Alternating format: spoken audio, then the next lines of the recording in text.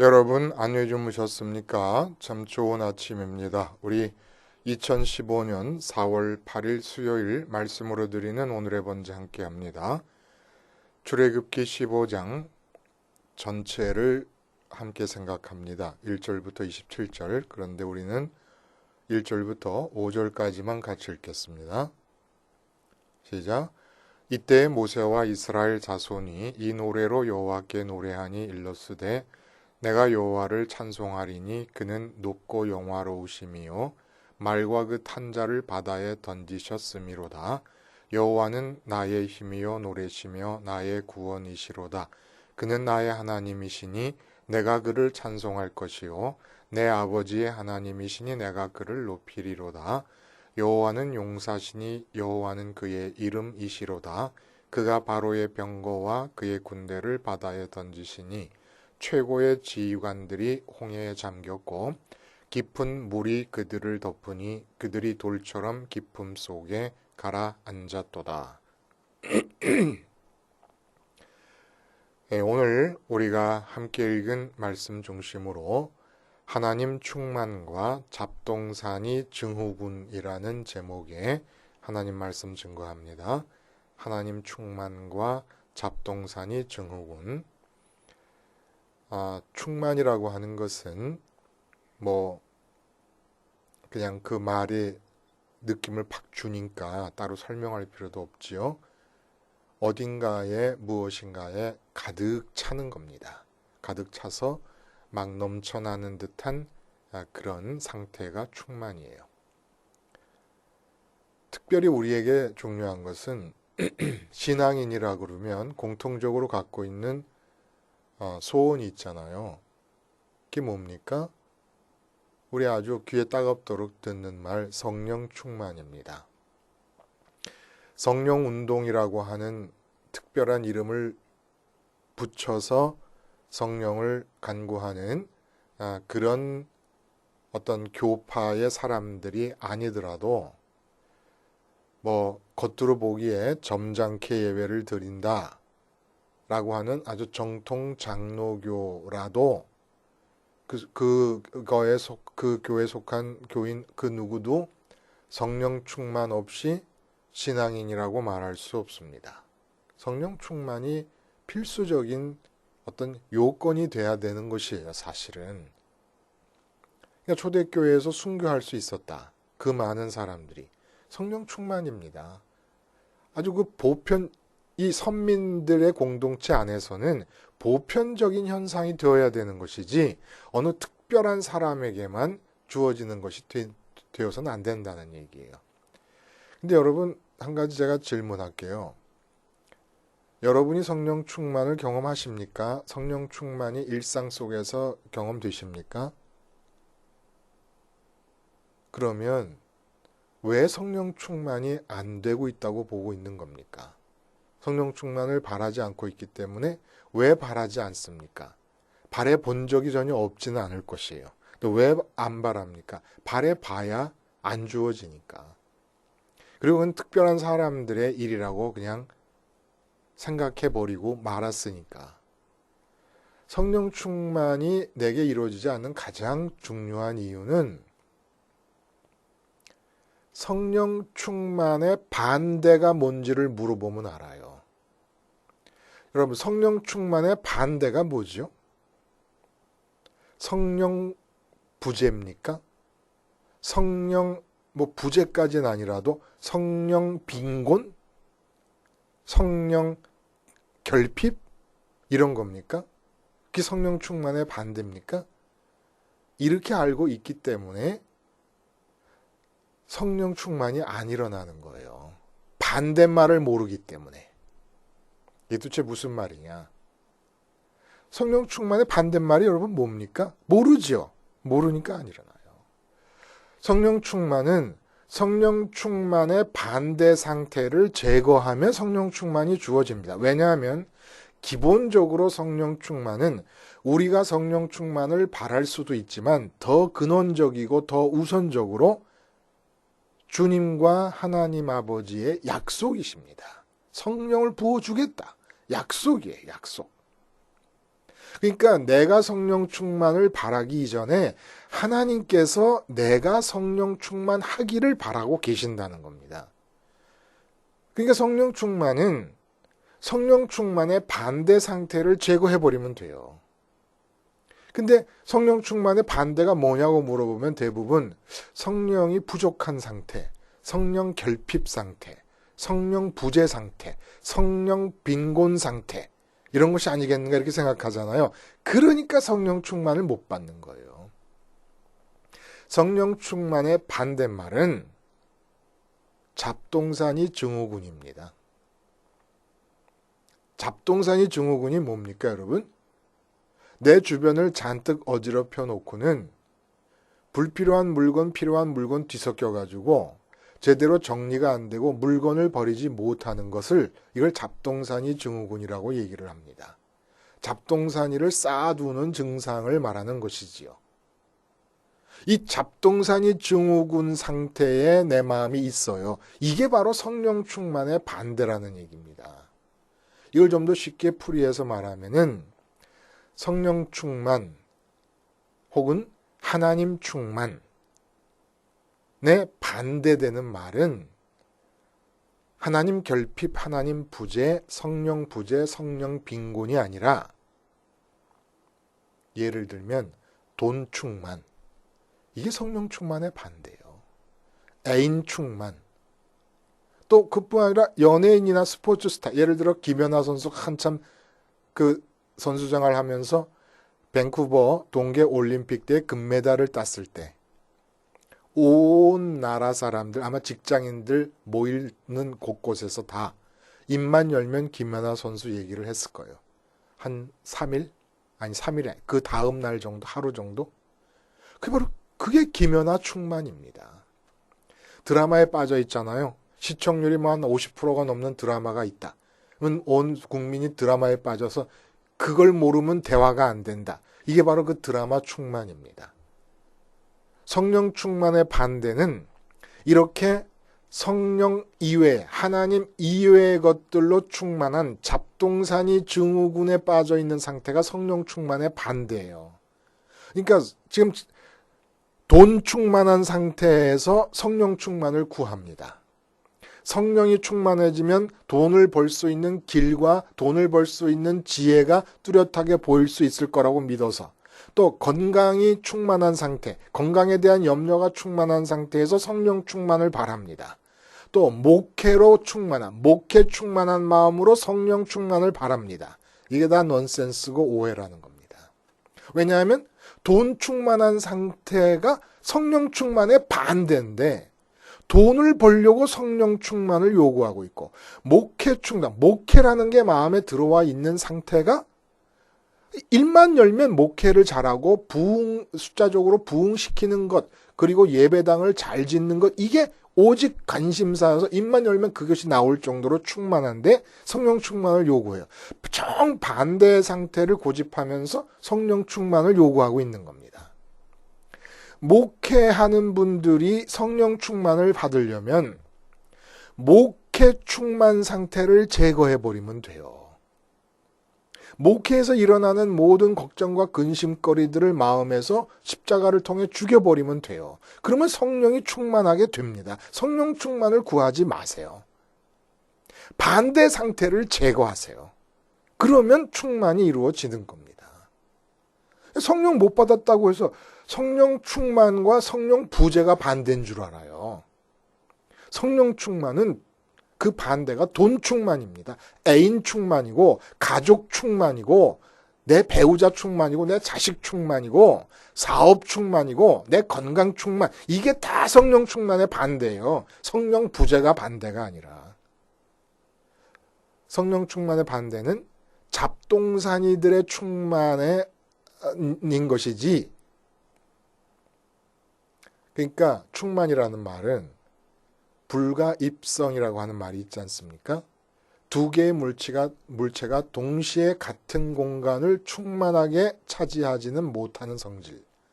이게 바로 불가입성의 원리예요. 그러니까 충만이라는 건 한 가지만 있을 때 충만해지는 거예요. 마음에서. 그러니까 성령으로 충만하고 싶으십니까? 그러면 마음에는 어제 우리가 얘기했잖아요. 이름이 거룩히 여김을 받으시오며 할 때 이름이 거룩히 여긴다는 게 뭐라고요? 내 마음 속에 모든 이름이 다 사라지는 거예요.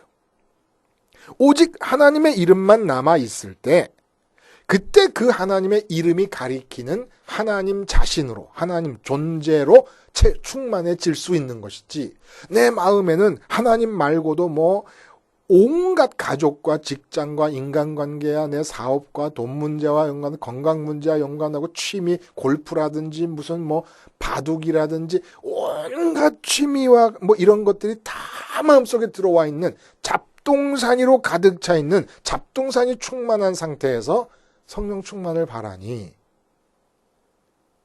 정반대의 상태를 고집하면서 성령 충만을 바라니 이루어지겠습니까? 이루어지지 않아요. 그리고 또 하나는 성령 충만이면은 어떤 일이 일어나느냐라고 하는 것에 대한 오해에서도 성령 충만이 안 일어나요. 성령 충만이 일어나면 뭡니까? 기적을 행하는 거예요. 그거는 하나님께서 나에게 허락하시는 특별한 사명과 연결이 돼 있어서 성령 충만해도 평생 기적 한 번 안 일어날 수도 있고, 사명이 그렇다 그러면 또 기적이 많이 일어날 수도 있고. 근데 사명과 관계없이, 사명의 차별과 관계없이 보편적이고 공통적으로 일어나는 것이 뭡니까? 성령 충만할 때. 성령의 열매라는 말도 있지만 성령의 열매보다 더 근본적인 그 열매의 뿌리가 되는 일들이 있다는 거예요. 그게 뭡니까? 내 눈앞에서 손으로 만질 수 있는 내 가족보다, 내 아내나 자식과 남편보다 하나님이 더 현실적으로 느껴지고, 우리 집을 돌아보잖아요. 이 집안, 아파트면 아파트, 단독주택이면 다, 이 집안을 돌아볼 때 느끼는 집 벽을 이렇게 만질 때보다 더 강렬한 현실적인 느낌으로 천국이 느껴지는 것. 이게 바로 충만. 천국이 내가 갈 천국인데 그렇게 내가 지금 살고 있고 자고 있고 먹고 살고 있는 이 집보다 더 강렬한 현실로 느껴질 때 어떻게 행동이 나타나겠습니까? 그러니까 성령의 9가지 열매가 맺어질 수밖에 없어요.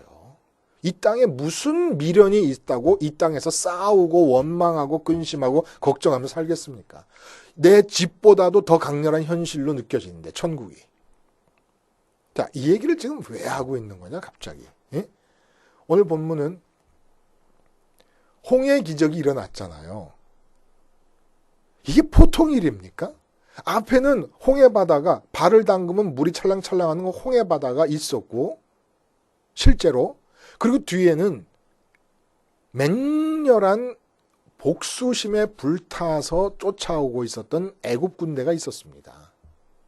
근데 물이 갈라지고 마른 땅으로 지난 뒤에 그 뒤를 따라오는 모든 애국 군대가 물이 다시 덮이는 바람에 흔적도 없이 사라져버리는 정말 전무후무한 하나님의 놀라운 엄청난 스케일의 기적의 역사가 일어났습니다. 이게 우리 민족에게 닥친 일이라고 한번 생각해 보세요. 우리 예를 들어 일본이 우리나라를 쳐들어오는데 갑자기 이 기후 조건 때문에 일본 모든 군대가 다 바다에 몰살을 했다. 쳐들어올 때, 전쟁이 일어났을 때, 우리 민족의 마음이 어떻겠습니까? 그게 바로 오늘 본문의 모세의 노래와 그 뒤에 이어져서 19절부터 21절까지 미리암의 노래가 나옵니다. 이 모세의 노래와 미리암의 노래는 한 절 한 절 의미가 다 깊게 있겠습니다만은 이게 총체적으로 우리에게 해주는 말이 뭐예요? 하나님 충만의 상태를 말하는 겁니다. 하나님 충만. 그러니까 눈앞에 보이는, 손으로 만지면 차갑게 느껴지는 바닷물이 있는 그 홍해 바다보다 뒤에서 맹렬하게 추격해와서 우리 온 가족을 다 몰살시킬 것 같아서 두려움을 가득 주었던 그 애굽보다도 보이지 아니하시는 하나님이 더 강렬한 현실로 느껴집니다. 이게 바로 충만이라는 거예요. 더 우선적이고 더 강렬한 현실로 느껴지는 상황. 이게 바로 충만한 상태라. 그거로 충만한 상태라는 겁니다. 김연아 선수가 금메달을 따고 난 그 즉시 3시간 정도 동안은 대한민국에 다른 얘기를 하는 사람이 없을 거예요. 김연아 얘기만 하지. 김연아 그 금메달 딴 사건을 제쳐놓고 다른 얘기를 한다 그러면 만약 돈 문제 때문에 사업이 망하게 생긴 양반이 김연아 뭐 금메달 딴 게 대수겠습니까? 그럴 때 사업 얘기한다는 거, 그런 상태가 충만한 사업 충만한 상태입니다. 이제 하나님 충만한 상태인 거예요. 근데 문제는 그리고 나서 사흘이 지났는데 우리가 읽지 않은 마지막 부분에 보면 쓴물 마라의 사건이 나오고 엘림에 도착했다는 얘기가 나옵니다. 12개의 샘이 있고 70그루의 종려나무가 있는 엘림에 와서 쉰다는 그 얘기가 있어요. 근데 사흘, 3일 동안을 걷고 있는 동안에 물을 발견하지 못하면서 이스라엘 민족이 다시금 모세를 원망하는데, 모세를 원망한다는 것은 곧 하나님을 원망하는 것과 같습니다. 왜냐하면 모세가 지금 하나님이 시키시는 대로만 움직이는 사람이기 때문에. 그걸 또 다 알고 있어요. 이미 10가지 재앙과 홍해 기적을 통해 다 보고 익혔어요. 하나님 충만이 어마어마한 사건을 통해서 하나님 충만이 이루어졌는데 왜 사흘을 못 갈까요? 예? 도대체 하나님이 어떤 분인데 그 하나님으로 가득 찬 그 충만함이 사흘 동안 물을 발견하지 못했다고 하나님이 죽이시겠어요? 애굽이 쳐들어오고 홍해가 막혔을 때도 살려주셨는데 쳐들어오는 사람도 없고 바닷물이 막지도 않는 그런 상태에서 하나님께서 모세를 통해 인도하고 계시는데 3일 동안 물이 발견되지 않았다 그래서 다 목말라 죽게 만드시겠습니까? 근데 원망과 불평이 나오게 됩니다. 충만이 다 사라지고 불평 충만으로 대체돼 버립니다. 하나님 충만이 원망 충만으로 대체돼 버립니다. 육체가 물을 못 마시게 되는 상황이 두렵고 어렵다고 하는 것은 우리 누구나 다 인정할 수 있습니다. 그러나 그 하나님 충만하게 된 이유가 보통 이유입니까? 그리고 하나님께서 그렇게 살려놓고 물 안 주셔서 죽이시겠습니까? 근데 왜 이게 원망 충만으로 바뀌어버렸을까요? 여기에 충만에 얽힌 내막이 있다는 겁니다. 도대체 이 이유가 뭐겠느냐는 거예요. 이유가. 신약에서도 이런 경우가 있어요. 충만한 경우가 엄청나게 많아요. 그러니까 오병이어의 현장에서 남자만 5,000명이 먹잖아요. 근데 그 5,000명이 다 충만합니다. 무슨 충만?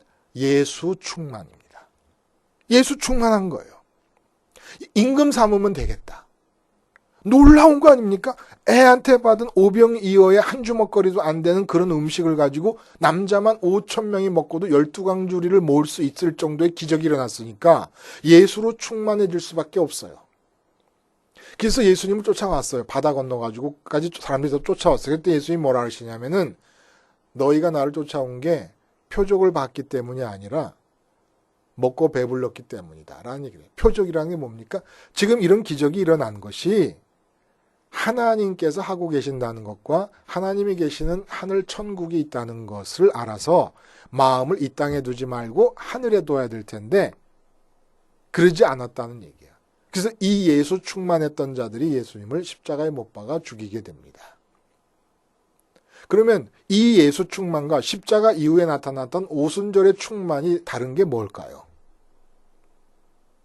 마음 외부로부터의 충만이 있고 마음 내부로부터의 충만이 있습니다. 이 마음 외부로부터의 충만이라고 하는 것은 일시적인 것이에요. 왜 일시적이냐 하면은 잡동사니 상태가 극복되지 않은 상태에서 충만해지는 겁니다. 이게 무슨 얘기냐? 내 안에 돈 문제에 대한 걱정이 있고 건강 문제에 대한 걱정이 있고 자식 문제에 대한 걱정이 있고 사업 문제에 대한 걱정이 있고 뭐 이것저것 신경 쓸 게 많아요. 목회 현장에서도 이렇게 신경 쓰이고 저렇게 신경 쓰이는 게 많은 가운데 하나님께서 어떤 기적적인 일이나 어렵다고 생각했던 문제 하나를 확 풀어주십니다. 그때 감격합니다. 이때는 하나님 충만이 아닌 거예요. 오늘 이스라엘 사람들이 모세를 통해서 노래를 같이 하지 않습니까? 모세와 이스라엘 사람들이 노래했다. 미리암이 노래했다 그러잖아요.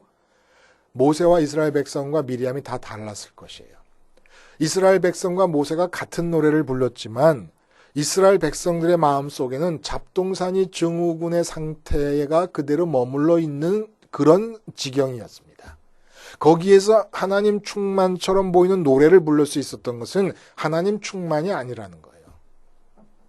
엄격하게 따지면 뭡니까? 뭘 두려워했어요? 애국 군대가 와가지고 나를 죽일 거고 내 가족을 죽일 거다. 내 재산을 다 몰살할 것이다. 이 두려운 거예요. 그러니까 지금 내 마음속에 이스라엘 사람들의 마음속에 재산 걱정 충만이 있고 자식 걱정 충만, 가족 걱정 충만, 내 목숨 걱정 충만이 있었던 거예요. 근데 하나님께서 싹 해결해 주셨습니다. 그래서 하나님 노래를 불러요. 하나님 충만한 것 같아요.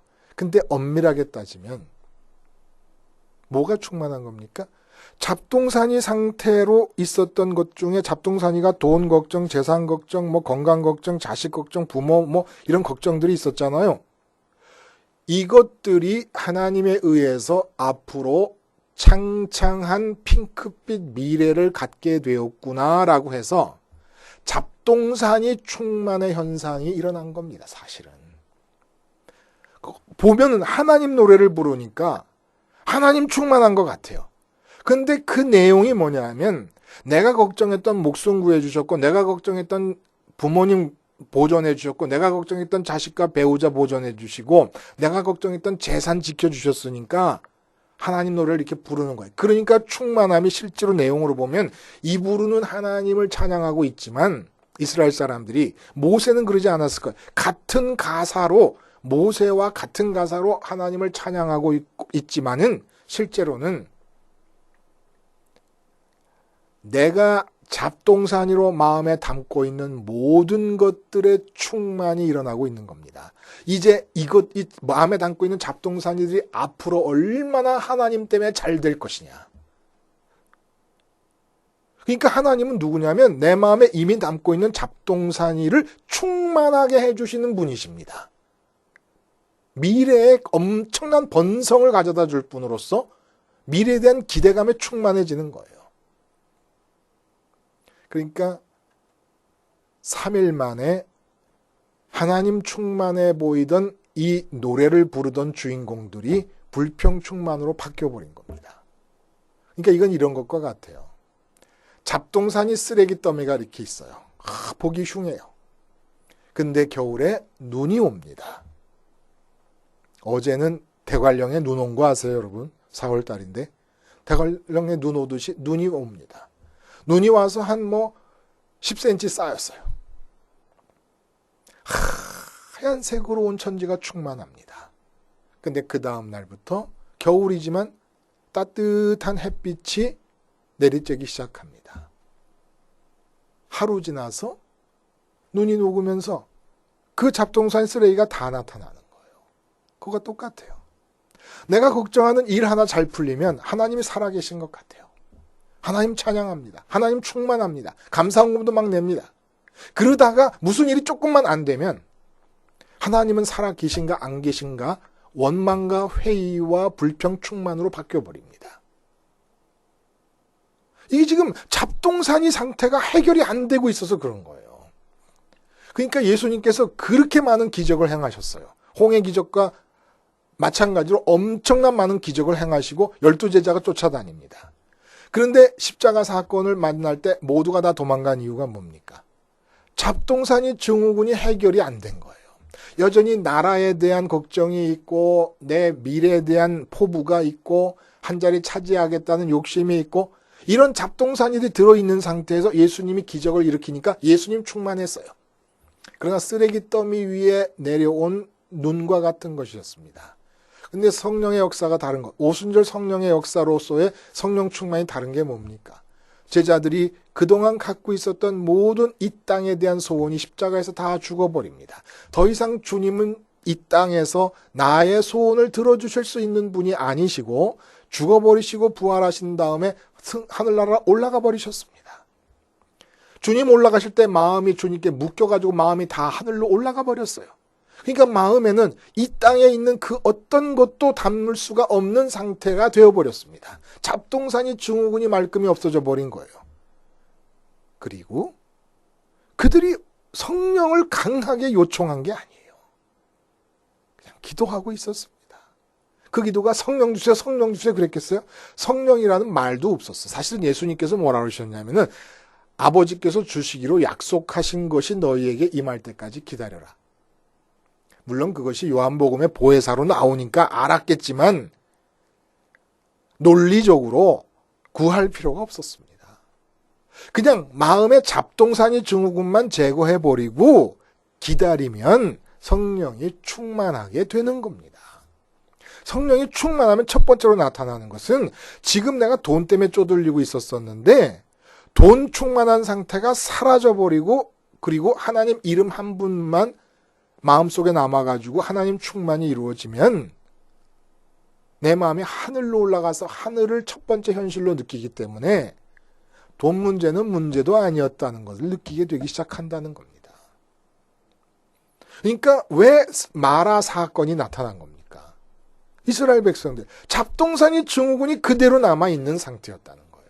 그러니까 오늘 모세의 노래와 미리암의 노래가 굉장한 것 같아도 실제로는 진짜 하나님을 찬양하는 것 같고 하나님 충만한 것처럼 보여도 진짜로는 잡동사니 충만을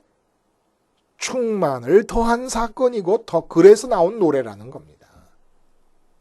그러니까 3일 만에 근데 이게 외부로부터의 충만이 아니고 사도 바울이나 베드로처럼 내부로부터의 충만이 일어날 때 어떤 일이 일어나느냐 물 3일 안 줬다고 불평 충만으로 바뀌는 상태가 아니라 십자가에 거꾸로 못 박혀 죽어도 예수를 찬양하고 톱에 켜서 죽어도 예수를 찬양하고 사도 바울이 그렇게 많은 고난 그 많은 고난을 당하는 가운데서도 예수를 찬양하게 되는 겁니다.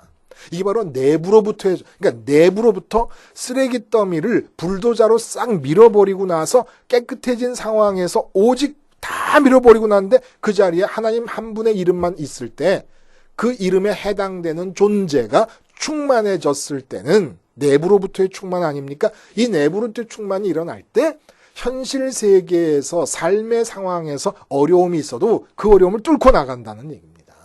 근데 이게 외부로부터 오는 충만일 때 내 마음속에는 잡동사니가 그대로 있어서 외부에서 일어나는 하나님의 기적과 하나님의 역사를 보면서 하나님을 찬양할 때는 엄밀하게 말하면 하나님 찬양도 아니고 하나님 충만도 아닙니다. 하나님에 대한 감격이 있을 수 있어요. 그러나 충만의 근본 원인은 하나님께서 내 마음에 담고 있는 잡동사니들을 잘 이끌어 주시겠구나라는 생각 때문에 잡동사니 미래에 대한 기대감 때문에 충만해지는 거죠. 그래서 오늘 이 노래가 나왔다는 얘기입니다. 모세는 달랐을 것이에요. 무엇을 바라고 하나님을 만난 게 아니었으니까. 아무것도 바라고 있지 않은 상태에서 하나님께 부름을 받았으니까. 근데 똑같은 노래를 부르지만 잡동사니 증후군이 치료된 상태에서 이 노래를 부르는 것과 잡동사니 증후군이 치료되지 않은 상태에서 노래를 부르는 것은 이렇게 차이가 나는 것이에요. 충만함의 반대가 여러분 뭡니까? 하나님 결핍, 하나님 부재, 하나님 빈곤? 이거 아니에요. 돈 충만이 하나님 충만의 반대입니다. 하나님으로 충만하시려면 반대의 충만 상태를 제거해야 돼요. 그리고 우리 마음속에 돈에 대한 생각, 건강에 대한 생각, 사업에 대한 생각, 자식에 대한 생각, 이런 생각으로 차 있는 잡동사니 상태에서 하나님은 들어와 계실 수 없습니다. 그리고 멀쩡한 내 자식이 내 마음 안에 들어오면 불결의 원인이요 쓰레기 더미가 되는 겁니다. 멀쩡한 내 사업장이 내가 마음 안에 들여놓으면 불결의 원인이요 쓰레기 더미가 되는 거예요. 있어야 될 곳이 아니에요. 내 사업과 내 자식과 내 건강과 내 가정과 내 직장 문제는 하나님의 마음 속에 있고 하나님의 손에 들려 있어야 되지, 내가 하나님처럼 돼가지고 그것들을 내 마음에 담아서는 내 마음은 잡동사니 쓰레기 더미가 돼버립니다. 아무리 하나님을 불러도 하나님은 근본적으로 들어오실 수가 없습니다. 들어오실 수가 없습니다. 그러니까 돈 걱정하면서 기도하고 자식 걱정하면서 기도하면서 하나님 충만을 바라지 마요. 그럼 어떻게 하나님 충만을 위한 기도를 할 수 있을 것인가? 우리가 내일 한번 살펴봐요. 충만을 위한 기도. 모든 사람이 예외 없이 충만해질 수 있는 그 기도를 내일 함께 살펴보자고요. 기도하시겠습니다. 하나님 아버지, 잡동사니 중후군에 여전히 사로잡혀 있으면서 하나님의 이름을 부르고 하나님 충만과 성령 충만을 소원하며 살다가 이젠 그도 안 되니 제풀에 지쳐서 성령 충만은 그저 특정 교파의 일로만 밀어붙여놓고 사는 우리들의 불행한 신앙 현실을 긍휼히 보셔서 온전히 잡동사니 증후군이 제거되므로 성령 충만이 경험되는 삶을 날마다 살게 해 주시옵소서. 예수님의 이름으로 기도하옵나이다. 아멘.